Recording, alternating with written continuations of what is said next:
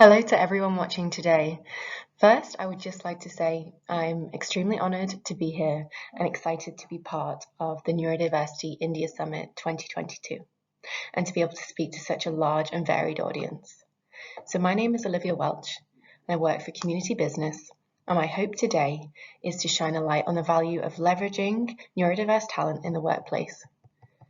I hope to speak about my own personal experiences, my work experiences, and the research that I've done at community business, in the hope that it may prove useful to corporates interested in neurodiversity hiring, who may be in the initial stages of developing their programs and their initiatives, but also to the neurodiverse audience here today. I hope this may provide you with useful tools and tips to encourage you to go out and pursue the career that you want. So the agenda today will start with a brief introduction of myself to paint a picture of my career progression, my interest in neurodiversity, and what's driven me to pursue a career in research at community business. I'll then go on to talk about understanding the context of neurodiversity within India. And I'd like to focus on how it's changed over time and what the current outlook is. I then want to talk a bit about why hire neurodivergent talent and the barriers that neurodivergent talent faces when entering the workplace. I'm going to present this as a business case and look through the angle of employer benefits and also benefits for employees in their current position and also for onboarded neurodivergent talent. I then want to focus on some solutions towards the end of the presentation.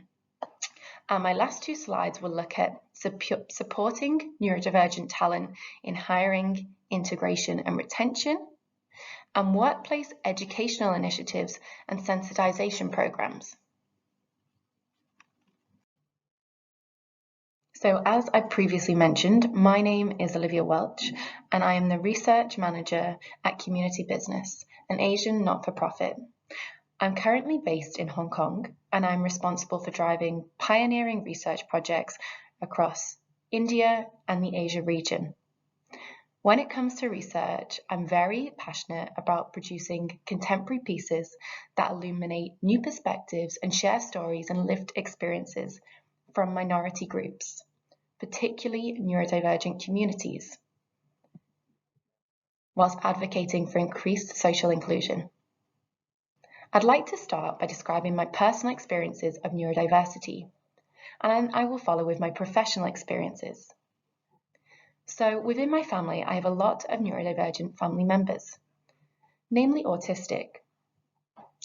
So growing up, I was able to witness firsthand the barriers they faced in education, when entering university and higher education, and also when entering the workforce. This largely shaped my career progression, and as I came to Hong Kong, I trained as a teacher, and I was able to watch the same kind of barriers replicated in public schools I was working at. So due to the competitive nature of the schooling system in Hong Kong, which is not too dissimilar from the English schooling system that I had been a part of, as well as my family members, there was a lot of misdiagnosis and underdiagnosis of neurodivergent conditions, as family members or parents of neurodivergent children were reluctant to have their children diagnosed for fear of stigma, but also for fear of being left out or their exemplary educational record being tarnished when entering higher educational institutions. And I saw firsthand the effect that this had on children who understood that they maybe interpreted things differently, they saw things differently to other children, but they were unaware of why. This led me to pursue a career in community business as a research manager. And my first piece of research at community business looked into neurodiversity within India and was entitled Understanding and Leveraging Neurodiversity in the Workplace in India. And it was really, really interesting to put my personal experiences of neurodiversity as well as my educational experiences into a research perspective and see how neurodiversity in India was similar and also very different to the UK and Hong Kong. For many years, the negative sociocultural consequences of neurodivergence led to the blanket masking of neurodivergent conditions disorders across India. This was reflected in national statistics that depict a very low prevalence of neurodiverse disorders in India compared to other countries such as the UK or Australia that have more developed reporting systems. Exact figures are unknown, as there are few resources to track the specifics of unemployment across a wide range of neurodiversities. Unfortunately, in many cases, the research needed for developing these statistics does not exist yet. However, even the most conservative of estimates, as we can see on the screen, show that millions of neurodiverse adults are struggling to find meaningful employment that allows them to live fulfilled, independent lives. So as you can see on the screen here, the statistic that I have is that 15 to 20% of the global population are neurodiverse. And this translates to 1 in 10 job applicants, employees, or clients.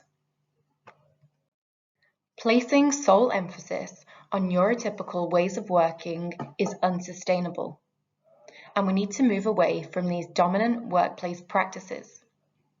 I think one of the most important things to consider when creating a business case is the potential for returns and the opportunities for expansion.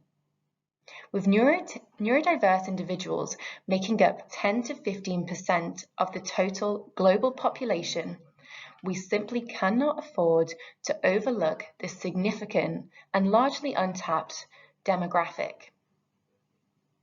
Organizations that continue with these exclusionary practices not only risk losing out on this largely untapped talent pool, but also compromise productivity, innovation, as well as a diverse range of perspectives, experiences, and knowledge.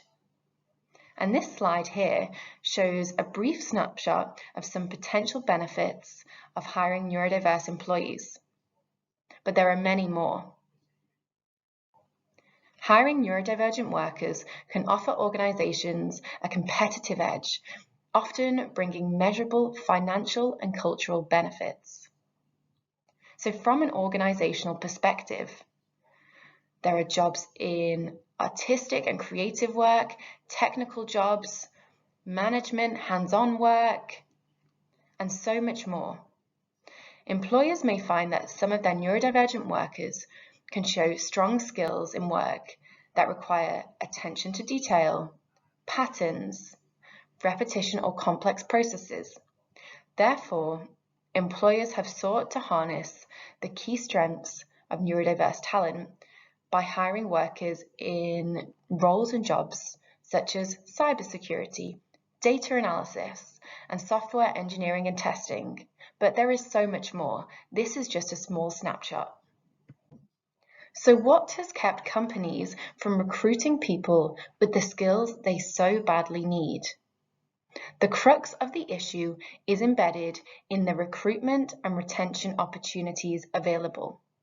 So despite a handful of companies increasing focus on D&I in the workplace, the neurodivergent group is often overlooked in the diversity conversation and consequently in hiring efforts. As a result, these individuals often experience higher rates of unemployment and underemployment compared to the general working population.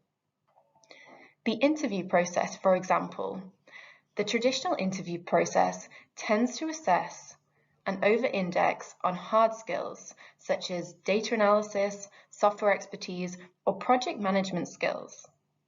Emphasis on favorable characteristics, including solid communication skills, teamwork, or even persuasiveness, can lead to further exclusion. Focusing on these behavioral traits in the initial stages of the recruitment process can inadvertently screen out potential neurodivergent candidates. The second problem, especially common in larger companies, derives from the assumption that scalable processes require absolute conformity to standardized approaches. Employees in neurodiversity initiatives typically need to be allowed to deviate from standardized processes and established practices. This shifts managers' orientation from assuring absolute compliance through standardization to adjusting to individual work contexts. A common misconception is that there will be additional costs in hiring neurodiverse employees. In fact, the opposite has been found. Research by the Job Accommodation Network in 2019 suggests that hiring individuals on the autism spectrum resulted in no increased costs. When comparing employees on the autism spectrum to job-matched neurotypical employees, it also found no significant difference between supervision, employer or workplace training costs, and in contrast, awareness and representation of neurodiversity within the workforce led to an increased revenue as consumers were drawn to socially aware and inclusive brands. By recognizing these challenges that neurodiverse talent faces when entering the corporate world, companies need to adopt a role of supporting responsibility. Here are just a few examples when it comes to revisiting the hiring process. So things like casting the net wider. One simple way to expand neurodivergent talent pools requires alternatives to campus hiring to be made. And in recent years, organizations have been consciously hiring from different sources to acquire different skill sets and capabilities. Another example is an evaluation of the screening process and criteria and being aware of unconscious bias that may exist, or even reimagining the interview process. And this could be through reframing questions to avoid ambiguity, or providing more task-based interviews such as problem solving or practical application of knowledge, or even written assessments to allow for divergences in the process. Another great example is neurodiversity partnerships. It's important to partner with experts, be it neurodiverse employment experts who can provide your organization with knowledge about how to attract and retain neurodiverse talent, as well as how to define and research ultimate program goals. These considerations can provide talent, knowledge, and skill that can add value and context to organizational diversity initiatives. As parts of these efforts, many organizations create and grow partnerships with not-for-profit organizations, service providers, or even state and local agencies to ensure these hiring programs can be successful, but also impactful. When it comes to retention, organizations need to consciously build an inclusive culture within the workplace where both neurodivergent and neurotypical employees can support each other and thrive. Holistic inclusion measures are typically low cost or no cost, especially when compared to providing distinct services on an individual basis. Tailoring workplace procedures or processes can be universally inclusive through the process of universal design, and it doesn't need to be complex. Adaptations can simply build upon internal processes or company norms that already exist, such as offering different ways for team members to participate in virtual meetings, texting instead of speaking aloud, the option of turning your camera off in a meeting or not having a camera on at all. Implementing universal design inclusivity might also mean outlining unspoken company norms in the employee handbook, or creating visual representations of management structures. Encouraging companies to acknowledge the concept of neurodiversity and begin advocating for education and discussions in the workplace is crucial. Acknowledgement of the Indian context and the taboos surrounding the topic of neurodiversity comes with its own set of challenges. It requires organizations to carefully consider context, social and cultural norms, and approaches to the way that we navigate the topic. We want to encourage a culture of inclusion as opposed to creating polarization or contestation within a workplace. So educating yourself and others can be really beneficial. The more people that know about the barriers and struggles that neurodiverse employees face, the less stigma will be surrounding it. Strong advocacy backed up by policies or initiatives illustrates an organization's ethos and can be demonstrated internally but also externally. Another good thing is training. Through appropriate training, employees can become more comfortable about how to talk about neurodiversity without the fear of getting it wrong or not knowing what to say. Training for managers is a staple feature of neurodiversity at work programs, and it tackles things such as unconscious bias. Helps them really understand the reality of neurodiversity for their employees and the importance of giving clear instructions and how to introduce change sensitively and assist employees with possible challenging areas. Thank you all so much for listening to me today. If you would like to find out more about community businesses pioneering research work, please visit our website. In addition, if you'd like to find out more about the research paper that I drew examples from today, Understanding and Leveraging Neurodiverse Talent in the Workplace in India, please contact either myself or Community Business to learn more. I'm happy to answer any questions that you may have about my talk today. Thank you so much for your time.